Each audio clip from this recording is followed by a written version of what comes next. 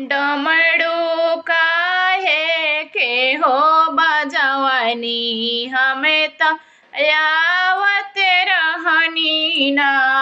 डमरू काहे के हो बजवनी, हमें तो यावत रहनी ना।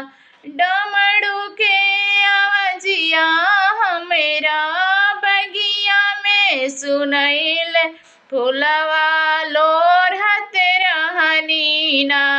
डमरू काहे के हो बजवनी, हम तो यावत रहनी ना।